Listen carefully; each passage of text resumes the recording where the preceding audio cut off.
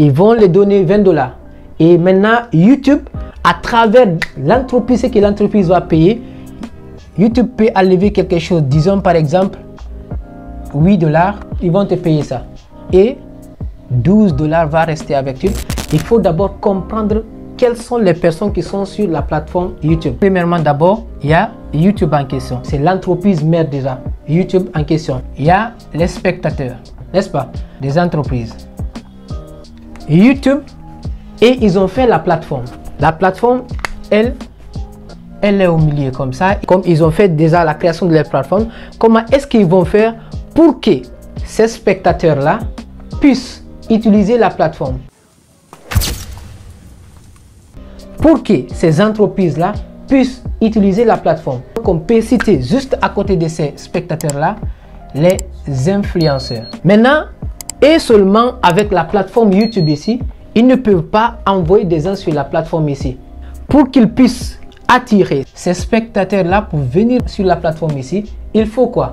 Il faut qu'il y ait des vidéos sur la plateforme. C'est quand il y a des vidéos, en fonction de ces vidéos-là qui vont être attirées par la plateforme et ils vont regarder les vidéos, ils vont rester encore sur la plateforme. Comment est-ce que les vidéos vont être aussi sur la plateforme ici? C'est à travers ces influenceurs-là, ces créateurs de contenu. C'est eux qui vont faire la création de ces vidéos-là, c'est eux qui vont acheter des vidéos sur la plateforme. Les spectateurs vont venir pour regarder des vidéos en fonction des recherches, hein, ou en fonction du partage de liens. Disons par exemple, moi je peux mettre des vidéos sur ma chaîne YouTube et je peux partager les liens de ma vidéo sur Facebook, sur TikTok, sur Instagram ou bien sur WhatsApp comme ça ou bien sur les stories. Et en fonction de cela, les gens peuvent cliquer sur le lien pour se rendre sur YouTube directement pour regarder ma vidéo. YouTube du moins, et ils ont fait leur mieux pour faire la plateforme YouTube en question. Et deux, les influenceurs, ils ont fait de leur mieux pour mettre des vidéos, pour créer des vidéos pour mettre sur la plateforme. Trois, ils ont fait de leur mieux pour envoyer les gens. Parce que ce sont ces influenceurs-là qui ont des gens qui vont attirer les gens sur les plateformes. Parce qu'ils font de leur mieux pour faire plus de création encore de vidéos, pour encore avoir plus de contenu qui vont envoyer plus de personnes sur la plateforme. Et c'est à travers cela que les gens vont venir sur la plateforme. Par exemple, il y a une entreprise de vente de chaussures comme ça. Disons par exemple Nike. Ou bien disons par exemple Adidas. Et aussi, comme il y a déjà la plateforme YouTube, et aussi ces influenceurs là sont en train de mettre les vidéos ici, et ils savent qu'il y a les spectateurs sur la plateforme. Ils savent que oui, bien sûr, ces personnes là, ces spectateurs là, dès qu'ils vont voir leurs marchandises là ici sur les vidéos ici, ils peuvent acheter directement ici à travers les vidéos. Et comment est-ce qu'ils vont faire? Ils vont essayer de négocier avec YouTube, parce que c'est YouTube, c'est eux qui sont les régulateurs de la plateforme. Ils vont essayer de payer. Disons par exemple, il y a une vidéo sur laquelle il y a 20 minutes sur la vidéo. L'entreprise va essayer de parler avec YouTube, soit disant qu'ils veulent mettre de l'argent sur cette vidéo là pour montrer aux gens pour qu'ils puissent acheter. Mais ça ne sera pas gratuit. Ils vont payer YouTube pour mettre les publicités sur les vidéos. Par exemple, ils peuvent payer quelque chose de 20 $ comme ça pour la publicité pour cette vidéo qui est là. Ils vont payer qui? YouTube, c'est eux qui vont gérer parce que c'est eux qui ont fait la création de la plateforme. Dès qu'ils vont payer cela, YouTube, et ils savent que c'est eux qui ont fait la création de la plateforme, mais ça ne vient pas d'eux d'envoyer des gens sur la plateforme. Pour ajouter la vidéo, c'est l'influenceur en question qui va décider à quel moment lui, il veut ajouter ces publicités que l'entreprise l'avait ajoutées dans la vidéo. Disons par exemple, en ajoutant des vidéos sur ma chaîne YouTube, je peux décider soit au niveau de la première minute, exactement la publicité peut afficher sur ma vidéo. Je peux décider après 3 minutes ou après 4 minutes, la publicité, elle peut s'afficher sur ma vidéo. Après 5 minutes, après 6 minutes, la publicité, elle peut s'afficher sur ma vidéo. Donc, YouTube, ils ont la possibilité, mais ils ne peuvent pas décider de cela directement. Donc, toi qui es en train d'ajouter ta vidéo parce que c'est ta vidéo, tu sais ce que tu as à faire avec ta vidéo. Donc, si la vidéo est sur la plateforme, ils peuvent te donner des règles que tu vas utiliser pour travailler. Mais la vidéo, ils savent que la vidéo, elle t'appartient à toi. Donc, dans tes vidéos, tu peux décider de mettre des publicités autant de fois que tu veux. Décider de mettre des publicités 2 fois dans tes vidéos. Décider de mettre des publicités 3 fois. Autant de fois tu mets des publicités, autant de fois tu gagnes de l'argent. Mais quand on parle aussi d'ajouter des publicités aussi, de mettre des publicités chaque 2 minutes ou chaque 3 minutes, ou bien 2 fois, ou 3 fois, ou 4 fois comme ça dans tes vidéos, ça ne veut pas dire qu'automatiquement, l'argent, toi, tu vas gérer l'argent. Et déjà, ce n'est pas toi qui vas négocier avec les entreprises, ce n'est pas toi, les entreprises vont payer. Et quand on parle de ce paiement aussi avec les entreprises, comment est-ce que ça fonctionne? C'est en fonction de la promotion, du boostage. Il y a le bouton promouvoir. Il y a le bouton promouvoir au niveau de la chaîne YouTube. Disons par exemple sur ma chaîne YouTube, même sur Facebook aussi, la même chose. Et sur YouTube aussi, c'est la même chose. Donc, on peut essayer de booster les publicités aussi sur YouTube encore, comme la manière dont on fait sur Facebook. C'est la même chose. Donc, dès que tu ajoutes des vidéos comme ça sur ta chaîne YouTube, tu peux essayer. Disons par exemple, l'entreprise, elle peut ajouter des vidéos. Disons par exemple, comme sur Facebook comme ça. Tu sais, il y a les créateurs de contenu et il y a les entreprises qui font la promotion de leurs articles encore. Disons par exemple, moi, j'ai des pages Facebook, mais c'est juste pour promouvoir mes articles, pour les vendre. Ce n'est pas juste pour faire la création de contenu pour avoir plus de personnes. C'est bon? Donc ici, l'entreprise peut faire la promotion d'un article comme ça. Ces publicités-là vont passer dans des vidéos de cet influenceur-là. Et maintenant, l'argent va être avec YouTube ici. C'est là maintenant on va parler de quoi? De RPM.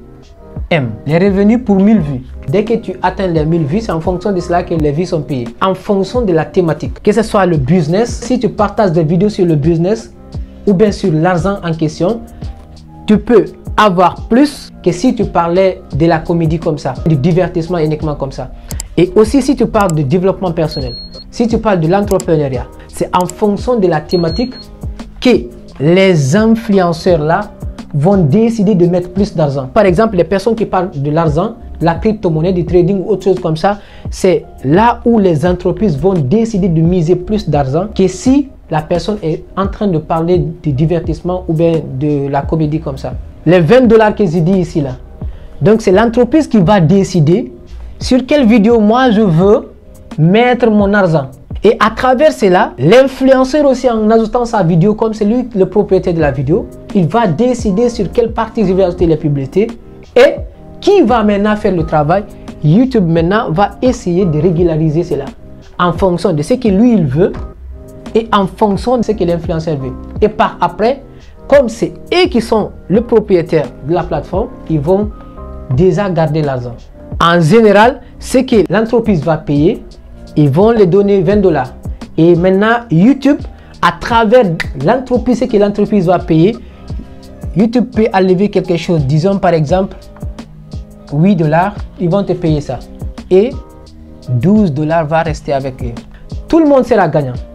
Le créateur de la plateforme, lui, il a créé la plateforme, il l'a mis en place. Et automatiquement, l'influenceur va faire de son mieux pour faire la création des vidéos. Et il va attirer ces spectateurs-là et ils vont regarder les vidéos en fonction de ce que l'influenceur a acheté ici. Et maintenant, l'entreprise va décider de mettre les publicités ici sur les vidéos de cet influenceur-là. Et dès qu'il va payer l'argent, YouTube va encaisser l'argent et par après réserver une partie à l'influenceur de la personne qui a fait la création de la vidéo. Et par après, et ils vont garder le reste de l'argent. C'est comme ça qu'ils gagnent de l'argent. YouTube gagne de l'argent comme ça, l'influenceur gagne de l'argent et l'entreprise aussi gagne de l'argent en vendant l'article qu'il a acheté ici. YouTube aussi, on te confie par exemple la tâche. Quand tu poses cette question-là, ça ne veut pas dire que tu vas négocier cela avec YouTube. C'est en fonction du programme partenaire YouTube. C'est pourquoi il est extrêmement difficile de sélectionner des personnes qui vont adhérer au programme partenaire YouTube. C'est pourquoi ils ont donné des critères à remplir. Et d'abord, il te faut avoir minimum 1000 abonnés sur ta chaîne YouTube.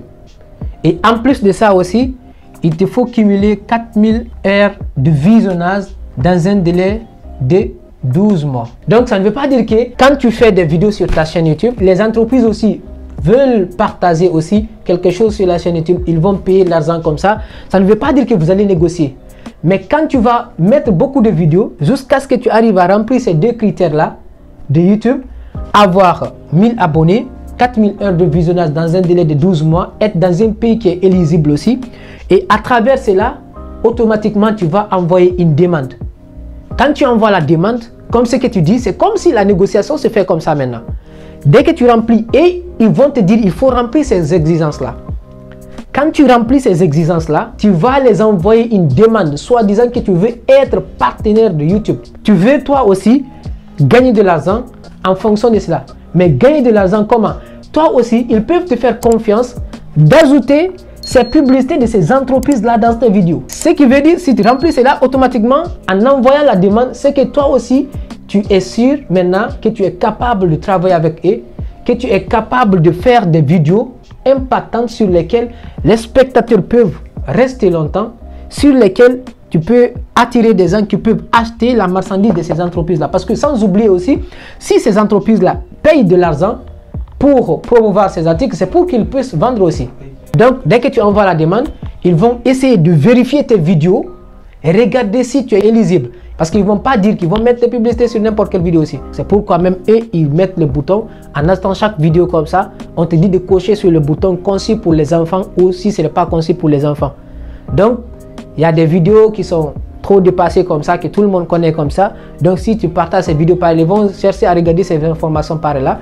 Si tu partages ces vidéos par là, en fonction de cela, qu'ils vont accepter le programme partenaire, ils vont te donner accès à la monétisation. Parce que déjà, ils ont déjà donné des critères, des conditions, des exigences pour accéder à cela. Et dès que tu remplis cela, tu envoies la demande. Ils vont encore vérifier les informations. Des fois, ça peut prendre une semaine, 2 semaines, 3 semaines, 1 mois, 2 mois comme ça pour vérifier aussi ta chaîne YouTube. Et ça, ils vont vérifier de fond en comble toutes les vidéos qu'il y a sur ta chaîne YouTube. Et même l'onglet communauté. Sur la partie short, ils vont tout vérifier aussi. Après, ils vont, et de leur côté, décider maintenant que oui, ils peuvent te donner accès à la monétisation. Donc, dès qu'ils te donnent accès à la monétisation, c'est que toi maintenant, tu peux décider d'ajouter des publicités sur tes vidéos, sur des parties dans tes vidéos, comme ce que je t'ai dit tout à l'heure. En fonction du hook, les parties dans tes vidéos, tu sais qu'il y a des parties, sur pourquoi je t'avais parlé, capter l'attention des gens. Dès que tu captes, et tu sais aussi gérer les gens dans la vidéo et tout ça, tu travailles sur ça au niveau du script. Donc, à quel moment tu sais que oui, les gens peuvent être beaucoup plus connectés sur tes vidéos et à quel moment les gens peuvent faire des achats, à quel moment les publicités peuvent passer dans des vidéos. Donc, dès que tu captes l'attention des gens dans tes vidéos, tu regardes des parties pour essayer de bien positionner les publicités. Et dès que tu positionnes des publicités, les gens ils peuvent regarder en fonction de cela. Ça va trouver que l'entreprise a déjà payé de l'argent pour promouvoir son produit et les spectateurs peuvent acheter son produit.